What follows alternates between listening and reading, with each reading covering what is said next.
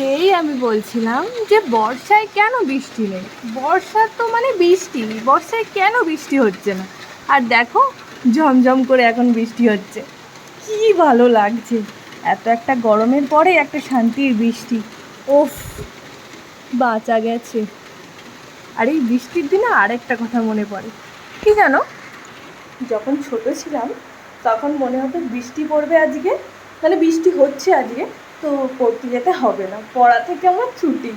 মানে যাওয়ার কিছুক্ষণ আগে পর্যন্ত ভাবতাম যে প্লিজ 5 মিনিট আরও একটু বৃষ্টি হয়ে যায়, আর একটু বেশি করে বৃষ্টি হোক, মানে পড়তে যাওয়ার টাইমে যেন বৃষ্টি না থামে। এখন আকাশও ডাকছে, মানে পড়তে যাওয়ার মুহূর্তে যেন বৃষ্টিটা না থেমে যায়, আরও আধ ঘন্টা যেন বেশি করে করে বৃষ্টি হয়। আর আমি যেখানে পড়তে যেতাম সেই বাড়িগুলো আমার একদম পাশের বাড়ি, মানে একদম কাছাকাছি পড়তে যেতাম। আমি যে কটা পড়তে গেছি সবই আমার বাড়ির আশেপাশে, মানে প্রচুর ভালো ভালো টিচার। এটা আমার সৌভাগ্য যে আমার বাড়ির আশেপাশে এত ভালো ভালো টিচার আছে যাদের কাছ থেকে ছোটোবেলা থেকে পড়ে বড় হয়েছি। তো বাড়িগুলো এত কাছে কাছে, মানে 2 পা গেলেই হয়ে যাবে। আর সেই জন্যই তখন ভাবতাম যে বৃষ্টি হচ্ছে, আজকে যেতে হবে না, আজকে যেতে হবে না।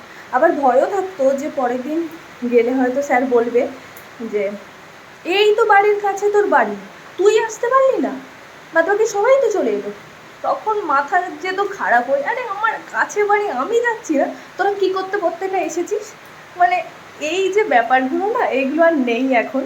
এখন ভাবি আমাকে পড়াতে যেতে হবে অন্য ছোটো ছোটো বাচ্চাদের। তো এই ব্যাপারগুলো মিস করি, বড় হয়ে গেলে সত্যি এই ব্যাপারগুলো আর থাকে না। তখন স্কুলে যাওয়ার ক্ষেত্রেও সেম হতো যে আরেকটু বেশি করে বৃষ্টি হয়, আরেকটু বেশি করে বৃষ্টি হয়, তাহলে আর যেতে হবে না। আর আমার মাটা ছিল এমন, ঝড় বৃষ্টি জল যাই হোক আমাকে পড়তে যেতে হবে। তবে তুই যেতে পারছিস না, তো চল আমি গিয়ে দিয়ে আসছি তোকে। ওর মা হচ্ছে এরকম। তো যাই হোক, দিনগুলো কাটিয়ে পার করে এসেছি, এখন অনেকটাই বড় হয়ে গেছি, কিন্তু এই দিনগুলো সত্যি এখন মিস করছি, সত্যিই মিস করছি।